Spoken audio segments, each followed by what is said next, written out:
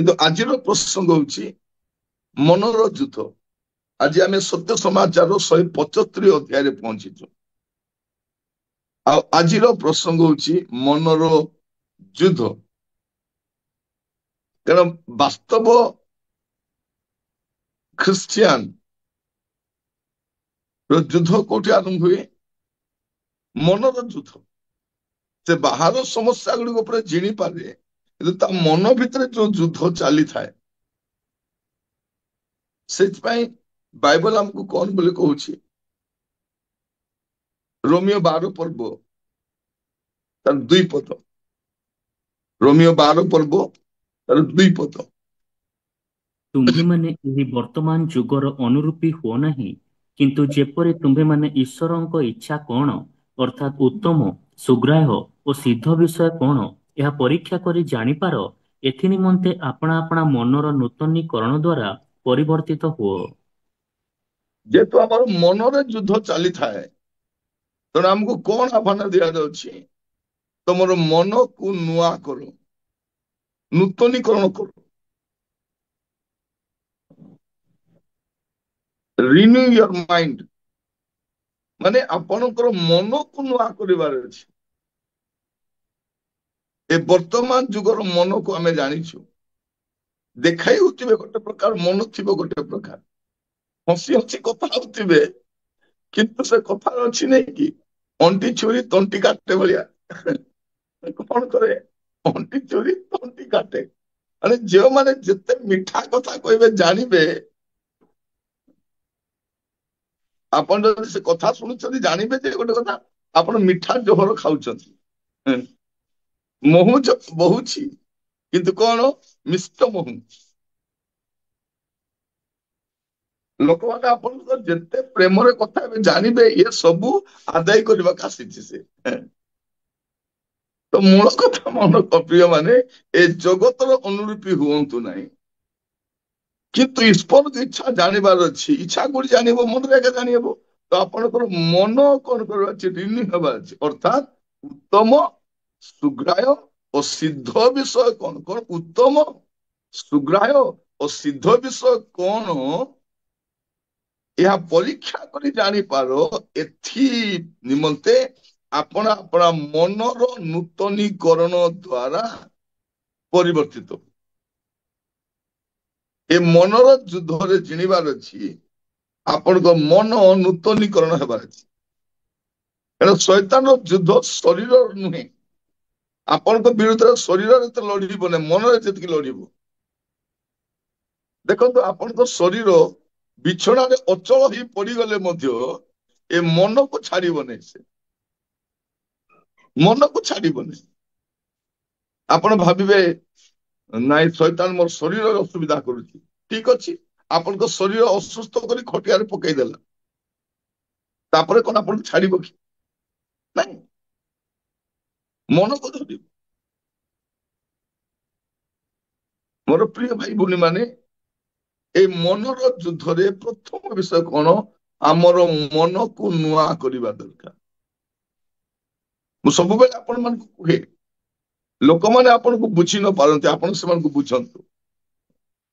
ଆମର ଅଧା ଜୀବନ ପଳେଇଲାଣି, ମୋ ଶାଶୁ ମତେ ବୁଝୁନାହାନ୍ତି, ମୋର ସ୍ୱାମୀ ମତେ ବୁଝୁନାହାନ୍ତି, ମୋ ପିଲାମାନେ ମତେ ବୁଝୁନାହାନ୍ତି, ମୋ ରିଲେଟିଭ ମତେ ବୁଝୁନାହାନ୍ତି, ସେମାନେ ବୁଝି ବି ପାରିବେନି। ଆପଣ ସେମାନଙ୍କୁ ବୁଝି ଦିଅନ୍ତୁ। ସେମାନଙ୍କର କେପାସିଟି, ସେମାନଙ୍କୁ ବୁଝନ୍ତୁ, ସେମାନେ ଏତିକି ଏକା ବୋଲିକି। ତାଙ୍କୁ ଆପଣ ଘରେ ରଖି ଖାଇବା ପିଇବା ଦେଇ ଯତ୍ନ ନେଲେ ମଧ୍ୟ ସେମାନେ ଆପଣଙ୍କୁ ବୁଝିପାରିବେନି। ସକାଳେ ଉଠି ଦେହ ଖରାପ ଥିବ, ଆପଣ ଆପଣଙ୍କ ଶାଶୁଙ୍କ ପାଇଁ ରୋଷେଇ କରି ଦେଲେ ମଧ୍ୟ ନେକ୍ସଟ ଫୋନ କଲ୍ ଯାଉଥିବ ଝିଅକୁ, କିଛି ଭଲ ନାହିଁ ଲୋ, ମୁଁ ଭାସିଗଲି। ଭାସିଗଲୁ ପାଇଁ ତତେ 6ଟା ବେଳେ ଚା ଆଣି ଦଉଛନ୍ତି, ଜଳଖିଆ ବନେଇ ଖାଇବା ପାଇଁ ଦଉଛନ୍ତି, ଡକ୍ଟର ପାଖକୁ ନଉଛନ୍ତି, ଟ୍ରିଟମେଣ୍ଟ କରୁଛନ୍ତି, କେବେ ବୁଝିବେ? ମାନେ ପ୍ରଭୁ ମାନଙ୍କୁ ଅନୁଗ୍ରହ କରନ୍ତୁ। ଆପଣ ଦେଖିବେ, ସ୍ୱାମୀ ଯାଇ ଦିନ ସାରା ବାହାରେ ଖଟୁଥିବ, ଏ ସ୍ତ୍ରୀ ଘରେ ବସି ସ୍ୱାମୀର ଦୁର୍ଗୁଣ କହୁଥିବ, ମୋ ସ୍ୱାମୀ କିଛି ଭଲ ନାହିଁ, ଆଙ୍କେ କିଛି ଭଲ ନାହିଁ, ସେଇଥିପାଇଁ ଦିନ ଯାକ ସେ ଖଟୁଛନ୍ତି ତମକୁ ଚଳେଇବା ପାଇଁ। ଆପଣ ଦେଖିବେ ଗୁଡେଇ ବିଷୟ, ଆଜିକାଲି ପୁଅ ଝିଅ ମାକୁ କହୁଛନ୍ତି ତୁ କିଛି ଭଲ ନାହିଁ, ସେ କହୁଛି ତୁ କିଛି ଭଲ ନାହିଁ।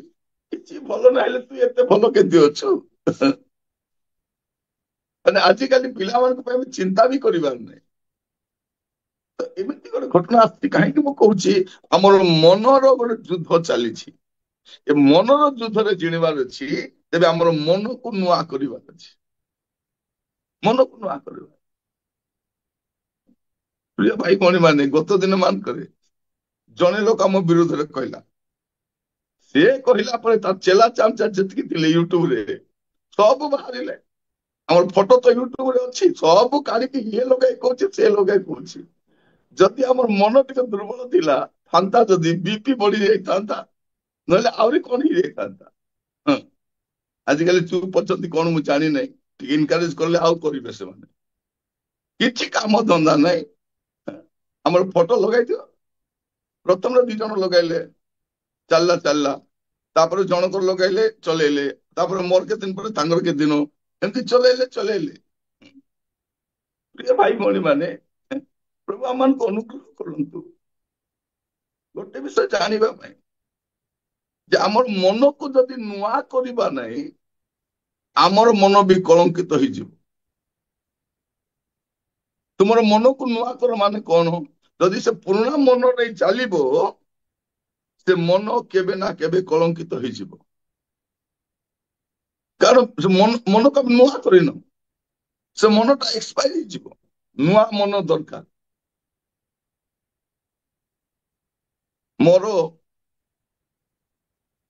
ଡ୍ରାଇଭିଂ ଲାଇସେନ୍ସ କରିଥିଲି 2000 କରିଥିଲି।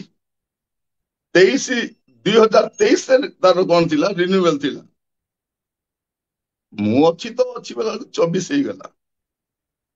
ବର୍ଷେଟି ପରେ ଗଲା ବେଳକୁ କହୁଛି ନାଇଁ, ଏବେ ରିନ୍ୟୁ ହବନି, ଏଇଟା ଆପଣଙ୍କୁ ନିଜେ ଯାଇକି ଆଉ ଥରେ ଯାଇକି ଗାଡି ଚଲେଇବ, ଟେଷ୍ଟ ଡ୍ରାଇଭ ଦେବ, ତାପରେ ତୁମର ହେବ। କାହିଁକି ତମର ବୟସ ବି ଟିକେ ହେଇଗଲାଣି, ଏବେ ଆହୁରି ଯିବେ, ଏବେ ପୁଣି ଯିବି ଗାଡି ଧରିକି ସେଠି। ମତେ ତ ଗାଡି ବି ନାହିଁ, କାହାର ଗୋଟେ ଗାଡି ମାଗିକି ଯିବି, ତାପରେ ରିନ୍ୟୁ କରିବି, ତାପରେ ଡ୍ରାଇଭିଂ କରିବି। ପ୍ରିୟ ଭାଇ ଭଉଣୀ ମାନେ, ଏକ୍ସପାୟାର ହେଇଗଲା ସେଇଟା। ଏବେ ଲାଇସେନ୍ସ ମୋର ନାହିଁ। ଯଦି ଗାଡି ଚଲାଉଛି ବୋଲେ ଟ୍ରୁ ସେନ୍ସ ଏକା ଚଲାଉଛି, ଲାଇସେନ୍ସ ଆହୁରି ନାହିଁ ମୋ ପାଖରେ, ଖାଲି ଟ୍ରୁ ସେନ୍ସ ଏକା ଅଛି। ମୁଁ ଆପଣଙ୍କୁ କହିବା ପାଇଁ ଚାହେଁ, ଆମର ମନଟା ରିନ୍ୟୁ ହେବା ଦରକାର। ମୁଁ ଜାଣି ନାହିଁ ଆପଣଙ୍କର ସେ ପୁରୁଣା ମନ ନେଇ ଆପଣ କେତେ ଦିନ ଚାଲୁଛନ୍ତି। ସେଇ ପୁରୁଣା ମନରେ ହେବ ନାହିଁ, ମନ ନୂଆ ହେବାର ଅଛି। ଏ ମନର ଯୁଦ୍ଧରେ ଜିଣିବାର ଅଛି, ତେବେ ଆପଣଙ୍କର ମନକୁ ନୂଆ କରିବାର ଅଛି। ଟିକେ ପଢିବା 2 ତାର 10 ପର୍ବ 3 ପଦ। 2 10 ପର୍ବ ତାର 3 ପଦ। କାରଣ ଆମ୍ଭେମାନେ ଶରୀରରେ ଥାଇ ଆଚରଣ କରୁଅଛୁ ସତ୍ୟ, କିନ୍ତୁ ଆମ୍ଭେମାନେ ଶାରୀରିକ ଭାବରେ ଯୁଦ୍ଧ କରୁନାହୁଁ। କଣ ଲେଖା ଅଛି? ଆମେ ମାନେ ଶରୀରରେ ଥାଇ ଆଚରଣ କରୁଛୁ ସତ୍ୟ, କିନ୍ତୁ ଆମେ ମାନେ ଶରୀରର ଶାରୀରିକ ଯୁଦ୍ଧରେ ଯୁଦ୍ଧ କରୁନାହୁଁ। ଶାରୀରିକ ଯୁଦ୍ଧ ନାହିଁ ଆମର। 5 ପଦ ପଢିବେ। ଆମ୍ଭେମାନେ ତର୍କ ବିତର୍କ ସବୁ ଓ ଈଶ୍ୱରଙ୍କ ଜ୍ଞାନ ବିରୁଦ୍ଧରେ ଉତ୍ଥିତ ସମସ୍ତ ଉଚ୍ଚ ବିଷୟ ଭୂମିସାତ କରୁ, ପୁଣି ପ୍ରତ୍ୟେକ କଳ୍ପନାକୁ ଖ୍ରୀଷ୍ଟଙ୍କ ବାଧ୍ୟ ହେବା ନିମନ୍ତେ ବନ୍ଦୀ କରୁ। এইটা ଦରକାର ଅଛି। କଣ? ଆମେ ମାନେ ତର୍କ ବିତର୍କ ସବୁ, ତର୍କ ବିତର୍କ ଯୋଉ ଚାଲିଛି, ତର୍କ ବିତର୍କ ସବୁ ଓ ଈଶ୍ୱରଙ୍କ ଜ୍ଞାନ ବିରୁଦ୍ଧରେ ଉଚିତ ସମସ୍ତ ଉଚ୍ଚ ବିଷୟ ଭୂମିସାତ କରୁ, ପୁଣି ପ୍ରତ୍ୟେକ କଳ୍ପନାକୁ, ଗୋଟେ କଳ୍ପନା ନାହିଁ, ପ୍ରତ୍ୟେକ କଳ୍ପନାକୁ ଖ୍ରୀଷ୍ଟଙ୍କ ବାଧ୍ୟ ହେବା ନିମନ୍ତେ ବନ୍ଦୀ କରୁ। ମାନେ ମୋର କଳ୍ପନା ଈଶ୍ୱରଙ୍କ ଅନୁମୋଦିତ ହେବା ଦରକାର। ମୋର କଳ୍ପନା ଦ୍ୱାରା ପ୍ରଭୁ ସନ୍ତୁଷ୍ଟ ପାଇବା ଦରକାର।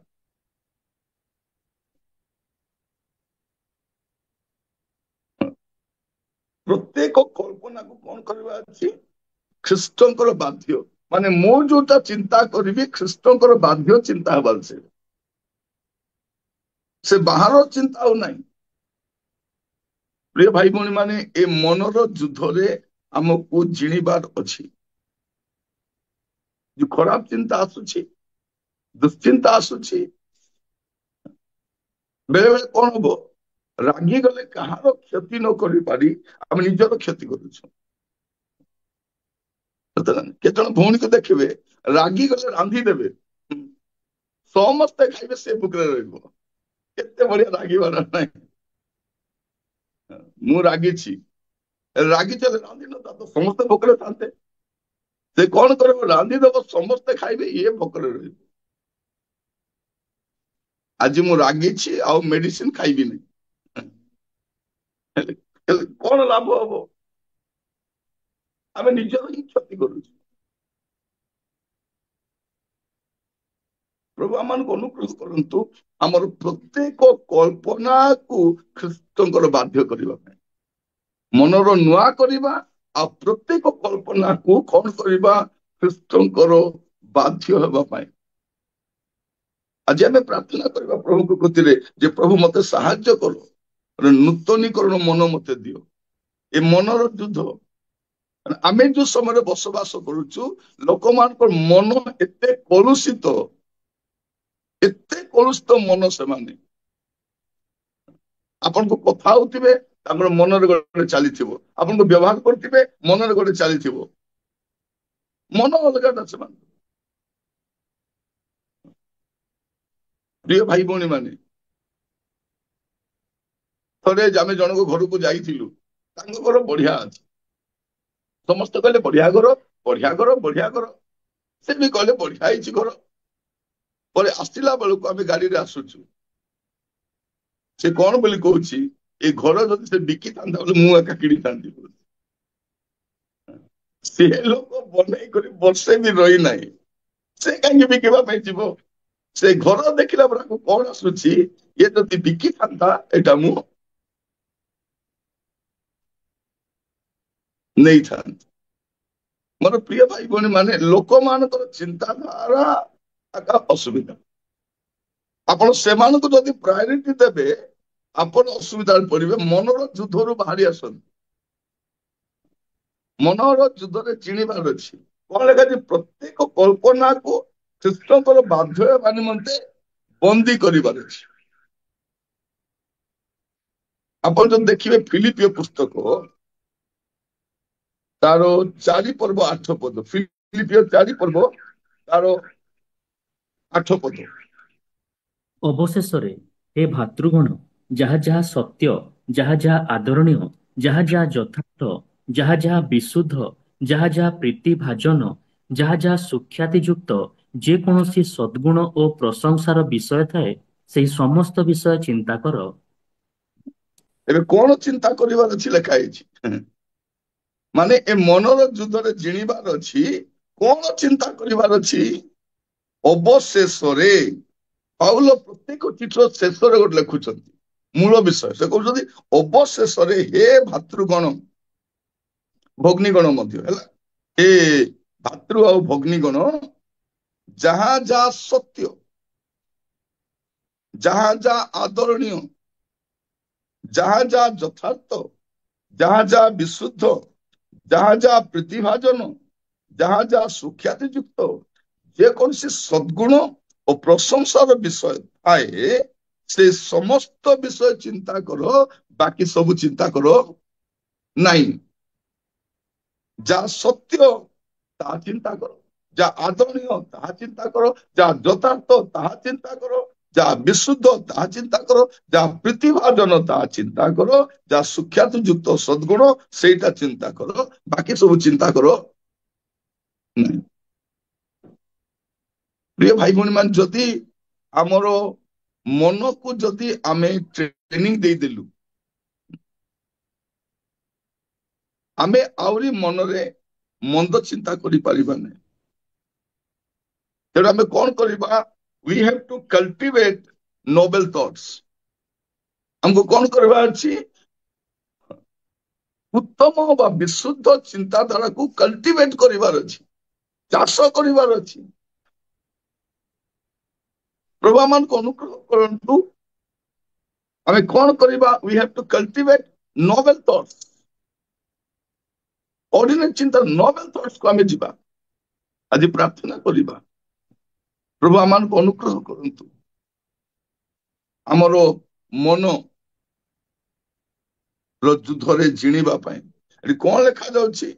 ଯାହା ଯାହା ସତ୍ୟ, ଅସତ୍ୟ ବିଷୟକୁ ଯାଆନ୍ତୁ ନାହିଁ, ଯାହା ଯାହା ସତ୍ୟ, ଯାହା ଯାହା ଆଦରଣୀୟ ସେ ବିଷୟ ଚିନ୍ତା କରିବା, ଯଥାର୍ଥ ବିଷୟ ଚିନ୍ତା କରିବା, ବିଶୁଦ୍ଧ ବିଷୟ।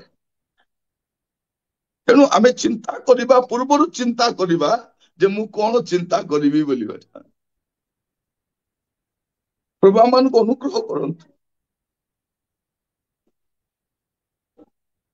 ପ୍ରଭୁ ଆମମାନଙ୍କୁ ଅନୁଗ୍ରହ କରନ୍ତୁ।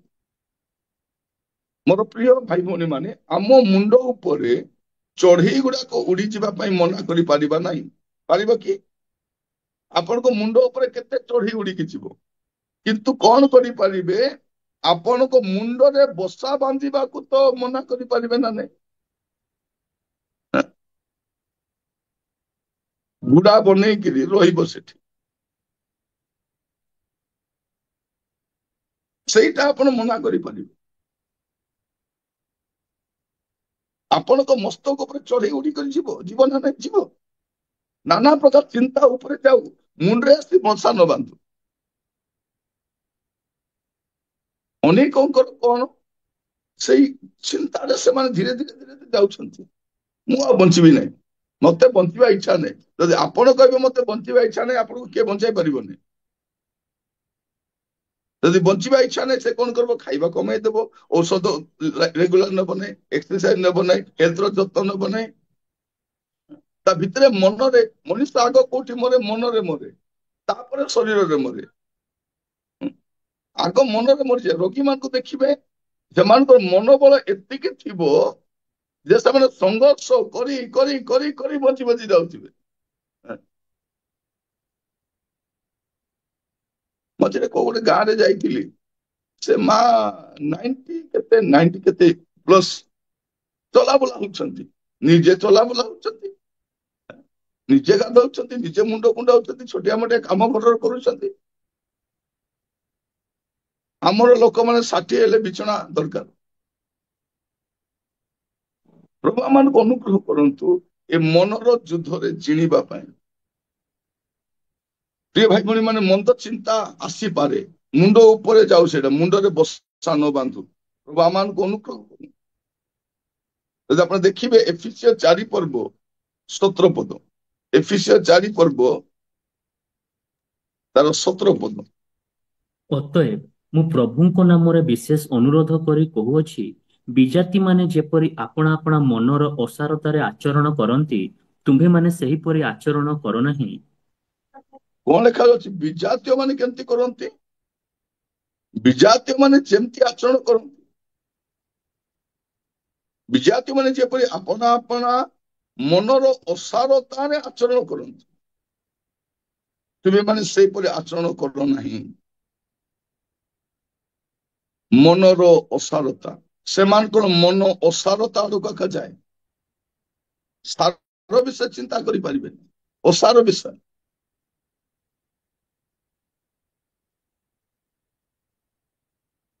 ତେଣୁ ସେ ଗୀତଟା ଅଛି, ଅସାର ଜାଣିଲେ ସାର। କଣ? ଅସାରତାକୁ ଜାଣିବାଟା ହିଁ ସାର ବିଷୟଟି। ମନର ଯୁଦ୍ଧରେ ଆପଣଙ୍କୁ ମତେ ଜିଣିବାର ଅଛି।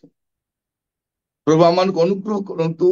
ମନର ଯୁଦ୍ଧକୁ ଯଦି ଜିଣିଦେଲେ ଆପଣ ସବୁ ବିଷୟକୁ ଜିଣି ପାରିବେ।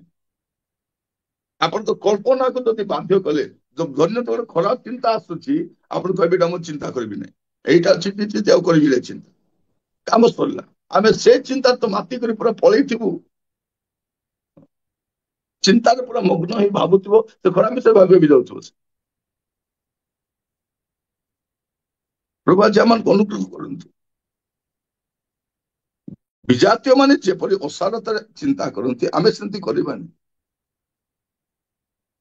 ପ୍ରଭୁ ଆଜି ଆମମାନଙ୍କୁ ତାଙ୍କ ବାକ୍ୟ ଜରିଆରେ ସେ କଥା ହଉଛନ୍ତି। ମୋର ପ୍ରିୟ ଭାଇ ଭଉଣୀ ମାନେ, ଆମକୁ ଏ ମନର ଯୁଦ୍ଧ ଜିଣିବାର ଅଛି। ମନର ଯୁଦ୍ଧ, କେତେ ଖରାପ ଚିନ୍ତା ଗୁଡାକ ଆସି ଯାଉଛି। ପ୍ରଭୁ ଆମମାନଙ୍କୁ ଅନୁଗ୍ରହ କରନ୍ତୁ ଏ ମନର ଯୁଦ୍ଧରେ ଜିଣିବା ପାଇଁ। ଏଫିସିୟ 2 ପର୍ବ ତାର 3 ପଦ। ସେହି ଅନାଜ୍ଞାବହ ସନ୍ତାନମାନଙ୍କ ସହିତ ଆମ୍ଭେମାନେ ସମସ୍ତେ ମଧ୍ୟ ଏକ ସମୟରେ ଆମ୍ଭମାନଙ୍କ ଶାରୀରିକ ଅଭିଳାଷ ଅନୁସାରେ ଜୀବନଯାପନ କରି ଶାରୀରିକ ଓ ମାନସିକ କାମନା ପୂର୍ଣ୍ଣ କରୁଥିଲୁ। ପୁଣି ଅନ୍ୟମାନଙ୍କ ପରି ସୁଦ୍ଧା ସ୍ୱଭାବତଃ କ୍ରୋଧର ପାତ୍ର ଥିଲୁ। କଣ କରୁଥିଲୁ? ଅନାଜ୍ଞା ବହୁ ସନ୍ତାନ ମାନଙ୍କ ସହିତ ଆମ୍ଭେମାନେ ସମସ୍ତେ ମଧ୍ୟ ଏକ ସମୟରେ ଗୋଟିଏ ସମୟରେ ଆମ ମାନଙ୍କ ଶାରୀରିକ ଅଭିଳାଷରେ ଜୀବନ ଯାପନ କରି ଶାରୀରିକ ଓ ମାନସିକ କାମନା, କଣ କାମନା? ମାନସିକ କାମନା। ଆମର ମନରେ ଗୋଟେ କାମନା ଚାଲିଥିଲା, ସେ ମାନସିକ କାମନାକୁ ପୂର୍ଣ୍ଣ କରୁଥିଲୁ। କେତେବେଳେ ମନେ ମନେ ପାପ କରନ୍ତି। କଣ କରନ୍ତି? ମନରେ ପାପ କରନ୍ତି। କୋଉଟା ଗୋଟେ ଦେଖିବେ ମନରେ ପାପ କରିବେ। ମନରେ। ପ୍ରଭୁ ଆମମାନଙ୍କୁ ସାହାଯ୍ୟ କରନ୍ତୁ। ପାପ ପ୍ରଥମରେ କୋଉଠି ଆରମ୍ଭ ହୁଏ? ମନରେ ଆରମ୍ଭ ହୁଏ, ମନରେ। ତେଣୁ ଏ ମନର ଯୁଦ୍ଧରେ ଜିଣିବାର ଅଛି। ଆମେ କଣ କରୁଥିଲୁ? ଏ ମାନସିକ କାମନା ପୂର୍ଣ୍ଣ କରୁଥିଲୁ। ପୁଣି ଅନ୍ୟମାନଙ୍କ ପରି ସୁଦ୍ଧା ସ୍ୱଭାବତଃ କ୍ରୋଧର ପାତ୍ର ଥିଲୁ। ଯେଉଁମାନେ ମାନସିକ କାମନାରେ ରୁହନ୍ତି ସେମାନେ କ୍ରୋଧର ପାତ୍ର ହୁଅନ୍ତି। ଆଜି ପ୍ରଭୁ ଆମମାନଙ୍କୁ ସାହାଯ୍ୟ କରନ୍ତୁ। ପ୍ରତ୍ୟେକ କହିବା ପାଇଁ ଚାहे, ପ୍ରାର୍ଥନା କରିବା, ପ୍ରଭୁ ଏ ମନର ଯୁଦ୍ଧରେ ମତେ ଜିଣିବା ପାଇଁ ସାହାଯ୍ୟ କର। ପ୍ରିୟମାନେ, ଆମେ ଶୈତାନର ରାଜ୍ୟକୁ ଭୂମିସାତ କରିବାକୁ ଆସିଛୁ। ଆମେ ତାର ଶୈତାନ ରାଜ୍ୟ ଭୂମିସାତ ବୋଲି କହୁଛୁ, କିନ୍ତୁ ଆମର ମନ ତାର ଦ୍ଵାରା ବନ୍ଦୀ ହେଇକି ରହିଛି। ଆମର ମନ ତା ଦ୍ଵାରା ବନ୍ଦୀ ହେଇକି ରହିଛି। ଜଣେ ବ୍ୟକ୍ତି ଯଦି ଟିଭିର ରିମୋଟ ବନ୍ଦ କରିପାରୁନାହିଁ, ସେ ଶୈତାନ ରାଜ୍ୟକୁ କଣ ହଲେଇ ପକେଇବ? ଜଣେ ଲୋକ ଟିଭିର ରିମୋଟକୁ ସେ ଟିଭିକୁ ସୁଇଚ ଅଫ୍ କରିବା ଶକ୍ତି ନାହିଁ। ଆମେ ଶୈତାନର ମିନିଷ୍ଟ୍ରିକୁ ସୁଇଚ ଅଫ୍ କରିପାରିବା? ଆପଣଙ୍କ ମନରେ ପାପକୁ ନାହିଁ ବୋଲି କହିବାର ଅଛି। ଆପଣଙ୍କ ମନରେ କ୍ରୋଧକୁ ନାହିଁ ବୋଲି କହିବାର ଅଛି। ଆପଣଙ୍କ ମନରେ ଦୁଶ୍ଚିନ୍ତାକୁ ନାହିଁ ବୋଲି କହିବାର ଅଛି। ଆପଣଙ୍କ ମନରେ ପରାଜୟକୁ ନାହିଁ ବୋଲି କହିବାର ଅଛି। ଆପଣଙ୍କୁ ଅନେକ ବିଷୟ ଅସମ୍ଭବ ପରି ଲେଖାଯାଉଥିବ। ଶୈତାନ ଆପଣଙ୍କ ସାମ୍ନାରେ ଗୋଟେ ଅସମ୍ଭବର ଛବି ଆଣିକି ରଖିବ ଆଉ କହିବ ଆଉ ହବ ନାହିଁ, ଆଗକୁ ହବ ନାହିଁ। ଆପଣଙ୍କ ମନ କହିବାର ଅଛି ହବ। ବେଳେବେଳେ ମୋର ମନ କହୁଛି ହବ। ମନ ବଳ ଠାରୁ ବଡ ବଳ କିଛି ନାହିଁ। ଜନବଳ କଣ ହବ? ଜନବଳ ନାହିଁ, ମନୋବଳ। ମନୋବଳ। ପ୍ରିୟ ଭାଇ ଭଉଣୀ ମାନେ, ଆମର ପ୍ରଧାନମନ୍ତ୍ରୀକୁ କିଏ ପ୍ରଧାନମନ୍ତ୍ରୀ କରିନାହାନ୍ତି, ସେ ନିଜେ ପ୍ରଧାନମନ୍ତ୍ରୀ ହେଇଛନ୍ତି। ତାଙ୍କୁ ଆରଏସଏସ ସାହାଯ୍ୟ କରିନାହିଁ, ବଜରଙ୍ଗ ଦଳ ସାହାଯ୍ୟ କରିନାହିଁ, ବିଜେପି ସାହାଯ୍ୟ କରିନାହିଁ। ଜଣେ ବ୍ୟକ୍ତି ବୁଲି ବୁଲି ନିଜ ପାଇଁ ପ୍ରଚାର କଲେ। ସେ ତାଙ୍କ ପାଇଁ ପ୍ରଚାର କରିବା କାହାକୁ ଛାଡି ନାହାନ୍ତି। ଆପଣ ଦେଖିଥିବେ, ତାଙ୍କ ପାଇଁ କିଏ ପ୍ରଚାର କରିନାହାନ୍ତି, ସେ କାହାକୁ ସେ ଦାୟିତ୍ୱ ଦେଇନାହାନ୍ତି। ନିଜେ ହଜାର ହଜାର ସଂଖ୍ୟା ରେଲି ନିଜେ କଲେ। ସେ ଯାହା ବି କହିଲେ କହିଲେ, ସେ କିନ୍ତୁ ନିଜେ ନିଜ ପାଇଁ ଲଢିଲେ ଆଉ ନିଜେ ଆଜି ପ୍ରଧାନମନ୍ତ୍ରୀ ହେଇଛନ୍ତି। ତେଣୁ କେହି ମଧ୍ୟ ତାଙ୍କୁ ହରେଇ ପାରୁନାହାନ୍ତି। ସେ ଦଳ ବି ହରେଇ ପାରୁନାହିଁ ଚାହିଁଲେ ମଧ୍ୟ, କାହିଁକି ସେ ନିଜେ ଚିଣିଛନ୍ତି। ଆପଣଙ୍କୁ ମଧ୍ୟ କିଏ ଜିତେଇବାକୁ ଆସିବ ନାହିଁ। ଆପଣଙ୍କୁ ଗୋଡ ଟାଣିବା ପାଇଁ ଲୋକ ଆସିବେ, ଆପଣଙ୍କୁ ଅପମାନ କରିବାକୁ ଆସିବେ, ଆପଣଙ୍କୁ ହୀନସ୍ତା କରିବାକୁ ଆସିବେ, ଆପଣଙ୍କୁ ଅପଦସ୍ଥ କରିବାକୁ ଆସିବେ। କିଏ ସାନ୍ତ୍ୱନା ଦେବାକୁ ଆସିବ? ଆପଣ ନିଜେ ନିଜକୁ ସାନ୍ତ୍ୱନା ଦେଇକି ଆଗକୁ ଯାଆନ୍ତୁ। ନିଜକୁ ସାନ୍ତ୍ୱନା ନିଜେ ଦେବାର ଅଛି, ନିଜକୁ ସାହାଯ୍ୟ ନିଜେ କରିବା ଅଛି। ନିଜର ମନୋବଳ, ମନର ନୂତନୀକରଣ ହେଲେ ବଳକାଟା ହେଇଯିବ। ଆମେ ଜଗତରେ ରହୁ ରହୁ ଆମେ ଜାଗତିକ ବିଷୟକୁ ସଂଘର୍ଷ କରୁ କରୁ ଆମେ ପରାସ୍ତ ହେବାକୁ ଯାଉଛୁ। ମୋର ପ୍ରିୟ ଭାଇ ଭଉଣୀ ମାନେ, ଆସୁ ଆଜି ପ୍ରାର୍ଥନା କରିବା, ପ୍ରଭୁ ମୋର ମନର ନୂତନୀକରଣ ଆଜି ମୁଁ କରିବା ପାଇଁ ଚାହୁଁଛି। ଆଜି ରିନ୍ୟୁଆଲ ଡେଟା ହଉ। ଆଜି ଆପଣ ଆଜିର ଡେଟ୍ ଲେଖିବେ ଆଉ କଣ ବୋଲି କହିବେ, ପ୍ରଭୁ ଆଜି ମୋର ଡେଟ୍ କୁ ରିନ୍ୟୁଏବଲ କରୁଛି। ତାପରେ ଏକ୍ସପାୟରି ଡେଟ୍ ଥିବ, ଆଜି କେତେ ଦିନ ପରେ ଆହୁରି ରିନ୍ୟୁ କରିବେ, ରିନ୍ୟୁ କରି କରି ଚାଲିଥିବେ। ଆଉ ଆପଣଙ୍କ ପ୍ରତ୍ୟେକ କଳ୍ପନାକୁ ଈଶ୍ୱରଙ୍କ ବାଧ୍ୟ ହେବା ପାଇଁ, ଆଉ ଯାହା ଯାହା ଉତ୍ତମ ସିଦ୍ଧ ସୁଗ୍ରାହ୍ୟ ବିଷୟ ସେଇଟା ଚିନ୍ତା କରିବେ। ଆଗ ଥିଲୁ, ଆଗ ସେଗୁଡାକ କରୁଥିଲୁ, କିନ୍ତୁ ଏବେ ଆଉ ନୁହେଁ। ଆମେ ଯଦି ଆମର ମନରେ ପ୍ରିପେୟାର ହେବା ନାହିଁ, ଆମ ଶତ୍ରୁକୁ ପରାସ୍ତ କରିପାରିବାନି। ଆପଣ ଦେଖିବେ, ଆମେ ପାକିସ୍ତାନକୁ ଆକ୍ରମଣ କରିବା ପୂର୍ବରୁ ପ୍ରଥମରେ ପେପର ୱାର୍କ ହେବ, ମନରେ ଠିକ କରାହବ, ତାପରେ ଯେ ଆକ୍ରମଣ। ଆଗ ମନ। ମୁଁ ଆପଣଙ୍କୁ ପୁଣି ଥରେ କହିବା ପାଇଁ ଚାହେଁ, ଜନବଳ ନୁହେଁ, ମନୋବଳ ଦରକାର। ଜନ ପରେ ପରେ ଆସିଯିବେ, ଆପଣଙ୍କ ମନୋବଳ ଯଦି ଥିବ, ଲୋକମାନେ ଆପଣଙ୍କ ପଛରେ ଆସି ଠିଆ ହେଇଯିବେ। ପ୍ରଭୁ ଯୀଶୁ ଖ୍ରୀଷ୍ଟଙ୍କୁ ଇନକରେଜ କରିବା ପାଇଁ କେହି ନଥିଲେ। ଗେସିମନି ବଗିଚାରେ ସମସ୍ତେ ଛାଡିକି ପଳେଇଲେ, ସେ ନିଜେ ନିଜକୁ ଇନକରେଜ କରିକି ସେ କ୍ରୁଶ ପର୍ଯ୍ୟନ୍ତ ଯାଇଛନ୍ତି। ମହାତ୍ମା ଗାନ୍ଧୀଙ୍କ ସହିତ ଲକ୍ଷ ଲକ୍ଷ ଲୋକ ନଥିଲେ, ସେ ଜଣେ ବାହାରିଲେ, ତାପରେ ଲୋକମାନେ ବାହାରିଲେ, ତାପରେ ପୁରା ଜନସମୁଦ୍ର ପଳେଇ ଆସିଲେ, ଜନସମୁଦ୍ର ପଳେଇ ଆସିଲେ। ମୁଁ ଯୋଉ ଜିଲ୍ଲାର, କୋରାପୁଟ ଜିଲ୍ଲାର, ଏଠି ଗୋଟେ ତେନ୍ତୁଳି ଗୁମା ବୋଲି ଗୋଟେ ଗାଁଟା ଅଛି, ଶହୀଦ ଲକ୍ଷ୍ମଣ ନାୟକର ଗାଁ। ମୁଁ ଜାଣି ନାହିଁ ସେ କେବେ ମହାତ୍ମା ଗାନ୍ଧୀକୁ ଦେଖିଥିଲେ ନା ନାହିଁ। ସେ ବାହାରି ପଡିଲେ, କଣ ବୋଲି ବାହାରି ପଡିଲେ ନା, ଗାନ୍ଧୀ ମହାତ୍ମା କହିଛନ୍ତି ଦେଶକୁ ସ୍ୱାଧୀନ କରିବାର ଅଛି। ଭାବି ଦେଖନ୍ତୁ, ମହାତ୍ମା ଗାନ୍ଧୀ କୋଉଠି, ଇଏ କୋଉଠି, କିନ୍ତୁ ଭାବି ଦେଖନ୍ତୁ, ଜଣେ ଲୋକର ମନୋବଳ ହେଲା ଇଂରେଜ ସରକାରକୁ ଭାରତରୁ ହଟେଇ ଦେଲେ, ଆଉ ଜଣଙ୍କର ମନୋବଳ ହେଇଛି କଣ, ଭାରତକୁ ବିକ୍ରି ବୋଲି କରି ସେ ବିକ୍ରି କରୁଛନ୍ତି।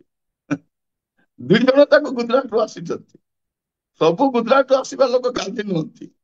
ଖାଦି ପିନ୍ଧି ଦେଲେ ଗାନ୍ଧୀ ହେବନି, ଗାନ୍ଧୀ ହେବା ପାଇଁ ପଡେ। ମାନେ ଆମ ବୁଢା କହୁଛି ମେ ତ ଫକୀର ହୁଁ ବୋଲି କରି, କିନ୍ତୁ ଫକୀରକୁ ଦେଖିବାର ଅଛି ବୋଲି କରି କହିଲେ ମହାତ୍ମା ଗାନ୍ଧୀକୁ ଦେଖିବାର ଅଛି। କେମିତି ସେ ଜଣେ ବ୍ୟକ୍ତି କଣ କରିଥିଲେ, ଜଣେ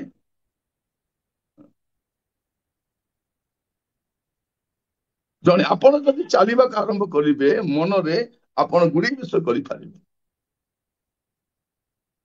ମନୋବଳ। ଯଦି ଆପଣ ନିଜକୁ ସାହାଯ୍ୟ କରିବେନି, ପ୍ରଭୁ ଆପଣଙ୍କୁ କଣ ସାହାଯ୍ୟ କରିବେ? ସେଥିପାଇଁ ମୁଁ ସବୁବେଳେ କୁହେ, help your self, help your self.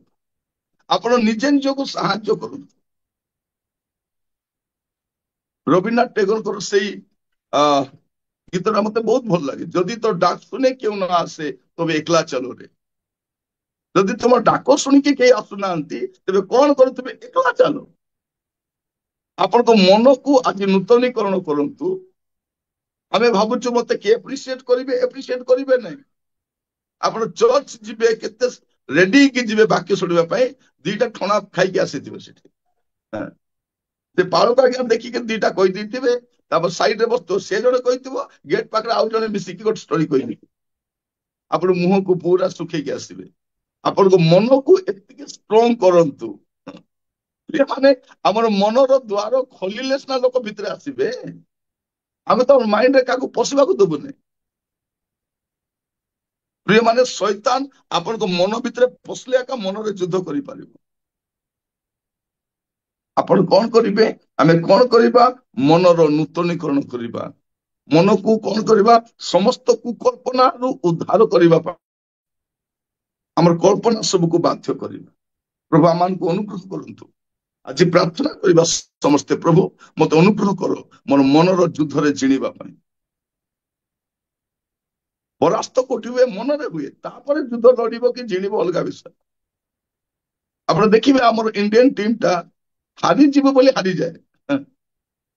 ଯଦି କୋହଲି ଆଉଟ୍ ହେଇଯିବ, ତେନ୍ଦୁଲକର ଆଉଟ୍ ହେଇଯିବ, ତାପରେ ଆମର ଧୋନି ଆଉଟ୍ ହେଇଯିବେ, ଏମାନେ ସବୁ ଆଉଟ୍ ହେଇଗଲା ପରେ କଣ ହବ, ବାକି ଖେଳାଳି ଭାବିବେ ଏମାନେ ତ ଆଉଟ୍ ହେଇଗଲେ, ଆମେ କଣ ଜିଣି ପାରିବା। ତାପରେ 2, 3, 5, 10 କରି ଆଉଟ୍ ହେଇକି ସବୁ ଆଉଟ୍ ହେଇଯିବେ।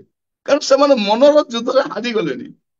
ଯୋଉଦିନ କହିବେ ସେମାନେ ଆଉଟ୍ ହେଲେ କଣ ହେଲା, ଆମେ ଖେଳିବୁ, ପୁରା ମ୍ୟାଚ୍ ଖେଳିକି ଜିତେଇଥିବେ। ଆଜି ପ୍ରଭୁ ଆପଣ ମାନଙ୍କୁ କଥା ହଉଛନ୍ତି ଏ ମନର ଯୁଦ୍ଧରେ ଜିଣିବା ପାଇଁ। ଆଉ ପ୍ରଭୁ ଆପଣଙ୍କୁ ସାହାଯ୍ୟ କରିବେ। ପ୍ରଭୁ ଆପଣଙ୍କୁ ସାହାଯ୍ୟ କରିବେ। ଆପଣଙ୍କ ମନକୁ ଏତିକି ଷ୍ଟ୍ରଙ୍ଗ କରନ୍ତୁ ଯେ କେତେ